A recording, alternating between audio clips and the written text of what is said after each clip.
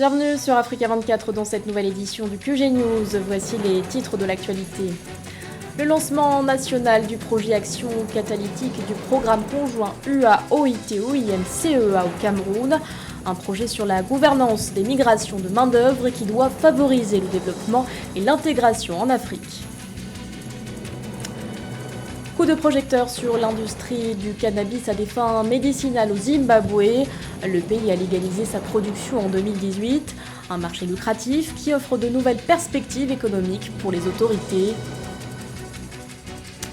Et puis la tenue ce 12 mai du second sommet mondial sur la Covid-19. Durant ce rendez-vous, les participants devront trouver des réponses pour mettre fin à la pandémie. Les détails à suivre dans ce journal. Mais tout d'abord, 36 mois de transition pour la Guinée. C'est le chronogramme adopté par le Conseil national de transition ce mercredi 11 mai. Une période transitoire un peu moins longue que celle proposée par le chef de la junte, le lieutenant-colonel Mamadi Doumbouya, qui était de 39 mois. Seuls 3 conseillers nationaux ont voté contre ce calendrier. Il y a eu aussi une abstention. L'adoption de ce calendrier a suscité de vives réactions du côté de la classe politique. Le G58, qui réunit les principaux partis, estime que c'est aux acteurs politiques et aux membres de la société civile de décider de la durée de la transition et non à l'organe législatif. L'actualité nous emmène également en Tunisie où la crise politique perdure, alors que le président Kais Saied entend organiser en juillet prochain un référendum sur les réformes constitutionnelles. Le leader des Nardars, Rached Ghannouchi, informe que l'opposition ne prendra pas part à cette consultation. Le président de l'Assemblée des représentants du peuple considère que ce référendum s'inscrit, je cite, dans un projet plus large visant la mainmise sur tous les pouvoirs, ce qui va à l'encontre de l'essence même de la démocratie et de la Constitution. C'est la première fois qu'un tel rendez-vous est organisé en Afrique. Le Maroc a abrité ce 11 mai la 9e réunion ministérielle de la coalition internationale contre Daesh. Organisée à Marrakech, cette session, supervisée par le Royaume et les États-Unis, a vu la participation de plusieurs États africains, dont le Burkina Faso, le Niger ou encore le Bénin. Séverin Ndouke. Cette édition de la coalition contre Daesh, 9e du genre qui se tient pour la première fois en terre africaine, réunit plus de 80 représentants d'États autour de la question de l'éradication du terrorisme. Pour les experts des questions sécuritaires présents au Maroc, le terrorisme ne peut plus se circonscrire aux seuls États en proie à ce fléau. Il faut élargir le champ de lutte. La rencontre de Marrakech se donne ainsi pour mission d'éradiquer la menace Daesh en trouvant des orientations précises et des réponses concrètes pour contrer l'expansion du groupe terroriste à travers le monde. This meeting is important as part of efforts to review measures that have been put in place in the past. Cette réunion intervient à un moment où l'Afrique de l'Ouest, le Sahel et le continent dans son ensemble sont confrontés à la menace que représentent les différentes filiales de terroristes et même Al-Qaïda. La tenue de cette réunion à un moment aussi critique fait partie d'une stratégie plus large dans laquelle les États sont impliqués. By the different affiliates of ISIS and even Al-Qaeda. So having it at such a critical moment is part of the wider strategy, the comprehensive strategy that states are involved. Après la Turquie, l'Ukraine et le Yémen, le Bénin emboîte le pas dans la coalition avec sa déclaration d'adhésion ce jour. Victime ces derniers temps d'attaques terroristes au nord du pays, à la frontière avec le Burkina Faso, le Bénin prend ainsi un acte fort témoin de la nécessité de s'unir pour faire front contre le terrorisme à l'échelle mondiale. Notre coalition a également réussi à s'élargir et je voudrais souhaiter la bienvenue au Bénin qui nous rejoint aujourd'hui en tant que 86e membre de la coalition mondiale. Le nombre sans précédent de pays d'Afrique et d'Asie participant à cette réunion en tant qu'observateurs est entre autres multiplicateur de force pour atteindre nos objectifs.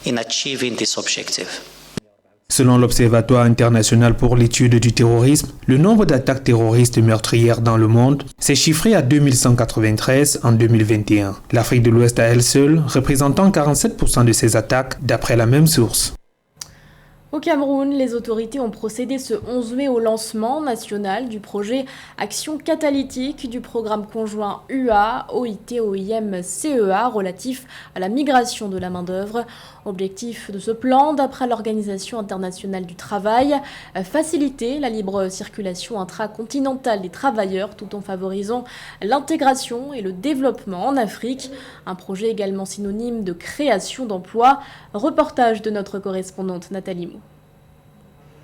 Tirer le meilleur parti de la migration de main-d'œuvre, c'est l'objectif du projet Action catalytique du programme conjoint Union africaine, Organisation internationale du travail, Organisation internationale pour les migrations, Commission économique des Nations unies pour l'Afrique, le JLMP, lancé au Cameroun le 11 mai 2022. Le cadre de politique migratoire pour l'Afrique 2018-2030 de l'Union africaine est le 5e domaine prioritaire de la déclaration et du plan d'action sur l'emploi, nécessite une approche délibérée qui s'inspire des échecs politiques passés.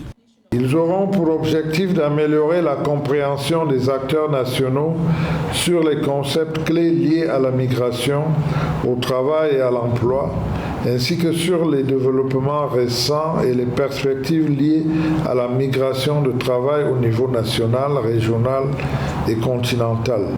La migration de la main-d'œuvre intra-régionale en Afrique s'élève à 80% et se caractérise principalement par les déplacements de travailleurs peu qualifiés. Pourtant, le JLMP accorde une place importante à la portabilité des compétences et à la reconnaissance mutuelle des qualifications. Ce mécanisme de l'Union africaine recommande l'intégration des travailleurs migrants dans le marché du travail et le secteur de l'éducation et de la formation. Faire en sorte de renforcer les États pour que les législations nationales soient établies en la matière. Et ce sont ces législations qui permettront de retranscrire un certain nombre de principes d'accompagnement des travailleurs migrants dans les politiques nationales en matière de migration. Les buts et objectifs du programme de travail conjoint découlent de l'aspiration à long terme de mettre en place un régime efficace de mobilité de la main-d'œuvre, favorisant l'intégration et le développement en Afrique. Selon des données de l'OIT, la contribution estimée des migrants au PIB pourrait atteindre jusqu'à 19% dans des pays comme la Côte d'Ivoire. En 2017, le Lesotho est devenu le premier pays africain à légaliser la culture du cannabis à des fins médicinales. Depuis, d'autres États ont franchi le pas, à l'instar du Zimbabwe. Si le pays entend investir dans ce marché lucratif, des défis persistent, notamment pour les agriculteurs. La mise en place d'un champ de production de cannabis dans un contexte de réglementation stricte représente un coût important. Plus de précisions dans ce sujet de Corinne Kandem.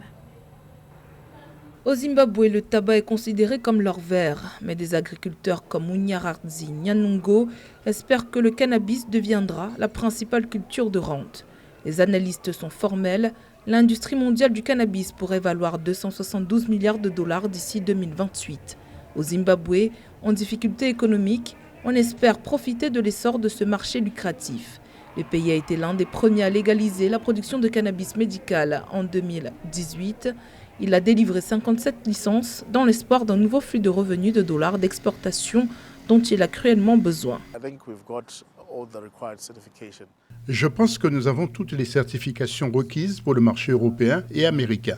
Nous allons exporter sur ces marchés et avec notre valeur ajoutée sur le plan médical. Nous envisageons de nous associer à des pays africains où ils pourront ensuite obtenir des médicaments fièrement fabriqués au Zimbabwe.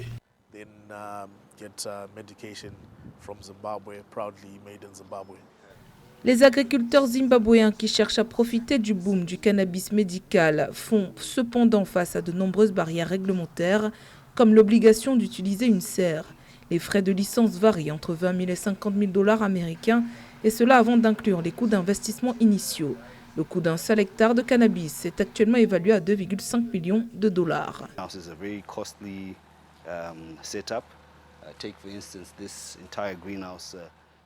La serre est une installation très coûteuse.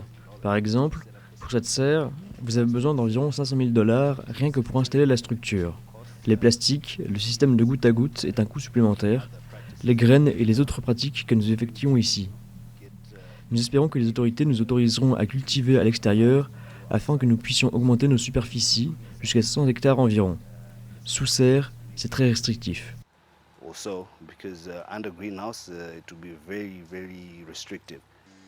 Néanmoins, les récompenses peuvent être substantielles. En activité depuis 2003, la ferme forestière de Nyanungo cultive des cultures traditionnelles de tabac et de maïs, ainsi que l'élevage de bétail. Mais ayant acquis une licence de cannabis en 2020, un quart de ces 80 ouvriers agricoles se consacrent désormais à ce côté de l'entreprise. Leur première récolte a lieu en août. Nyanungo s'attend à plus de 2,5 millions de dollars de bénéfices. Comment mettre fin à la pandémie de coronavirus dans le monde? C'est pour tenter d'apporter des réponses à cette question qu'un sommet mondial est organisé ce jeudi 12 mai avec les dirigeants du monde entier en format virtuel. Cette initiative, portée par l'agence de santé UnitAid, vise aussi à anticiper les futures crises sanitaires. Gladys Mamba. Un soutien solide à la réponse de l'Afrique pour lutter contre la pandémie de coronavirus, c'est le plaidoyer de l'agence de santé UnitAid qui se félicite de la tenue ce jeudi 12 mai du deuxième sommet mondial sur la Covid-19, un rendez-vous qui réunit les dirigeants de la planète pour examiner les prochaines étapes cruciales dans les réponses mondiales à apporter pour lutter contre ce fléau meurtrier. L'agence de santé UnitAid accueille très favorablement l'organisation de ce second sommet. Il est important de voir que des pays donateurs comme les États-Unis ou l'Allemagne s'y retrouvent à côté de pays comme le Sénégal qui préside pour le moment l'Union africaine. UnitAid appelle donc vraiment à ce que l'ensemble de ces pays puissent confirmer leurs engagements futurs, mais également venir avec des engagements supplémentaires adaptés à la situation de la pandémie aujourd'hui dans le monde. Après 2 ans de pandémie, plus de 500 millions de contaminations et quelques 6 millions de décès à travers le monde, cette crise sanitaire sans précédent a mis en lumière la nécessité de construire une meilleure sécurité sanitaire partout dans le monde. Mais elle a aussi souligné les inégalités entre les différents continents, alors que ce virus n'a pas de frontières. Ce nouveau sommet doit donc permettre de prendre de nouveaux engagements et faciliter l'accès à la sécurité sanitaire. Le sommet permettra de redoubler nos efforts collectifs pour mettre fin à la phase aiguë de la pandémie de Covid-19 et nous préparer aux futures menaces sanitaires. Rappelons que le continent africain peine encore à étendre le déploiement de la vaccination, avec seulement 11% de la population entièrement vaccinée. Malgré un approvisionnement en vaccins en augmentation, les populations demeurent réticentes. Des millions de doses de vaccins anti-Covid arrivant à expiration sont susceptibles d'être jetées. Plus de 400 journalistes ont répondu présents à l'événement. La Tanzanie organisait début mai la Convention des médias africains, un événement organisé à Arusha à l'occasion de la Journée mondiale de la liberté de la presse. Au cours de ce rendez-vous, les réflexions ont notamment porté sur la question de l'indépendance éditoriale des rédactions en temps de conflit. Reportage de notre correspondant Fraterne Dakai Senga. Comment garder l'indépendance éditoriale dans des situations de crise sanitaire? Voici l'un des thèmes qui a meublé les discussions des journalistes lors de la Convention des médias africains qui s'est tenue à Arusha en Tanzanie dans le cadre de la célébration de la Journée mondiale de la liberté de la presse le 3 mai. L'impartialité, c'est un principe et un choix des plus difficiles qu'un journaliste doit faire, selon Brice Landry, journaliste de la radio en République centrafricaine. Nous avons une grille que nous appelons une grille de crise. Lorsqu'il y a une crise qui survient dans le pays, on essaie de voir qu'est-ce qu'il faut faire, qu'est-ce qu'il ne faut pas faire, comment faire pour rester impartial, pour rester neutre et pouvoir donner une bonne information aux Centrafricains. Et c'est ce que nous faisons, nous arrivons à le faire jusqu'à aujourd'hui. On essaie tout simplement d'éviter d'avoir un parti pris, de ne pas être dans un camp contre un autre. Madagascar est le premier pays africain qui connaît ouvertement une crise humanitaire causée par le changement climatique, selon le Fonds des Nations Unies pour l'enfance, UNICEF. Tsant est une jeune journaliste, rédactrice en chef adjointe d'une radio pour les jeunes. Comme nous, on travaille particulièrement pour les jeunes. Donc, nos émissions sont destinées principalement pour les jeunes. C'est vrai qu'on aura plutôt une tendance à prioriser les jeunes dans nos reportages et dans notre démarche journalistique, c'est-à-dire comment ils vivent la situation, quels sont les impacts de la situation sur eux, quelles sont leurs attentes. Mais après, comme j'ai dit tout à l'heure, on ne se contente pas de ce côté-là uniquement, mais on va pousser notre recherche encore plus loin, essayer de chercher les informations qu'ils veulent obtenir, que ce soit auprès de l'autorité, du gouvernement ou vraiment d'autres sources. Et on va essayer de les offrir d'une façon, dans un langage qui soit compréhensible, dans un langage adapté aux jeunes par la suite. En matière de liberté de la presse, l'Afrique peine à décoller selon Reporters sans frontières. Dans son dernier rapport, 23 pays sur 48 sont en rouge ou en noir sur la carte, ce qui signifie que la situation des journalistes dans ces pays est toujours préoccupante. Ce journal a été réalisé par l'ensemble de la rédaction. Merci de votre fidélité. L'actualité continue sur Africa 24.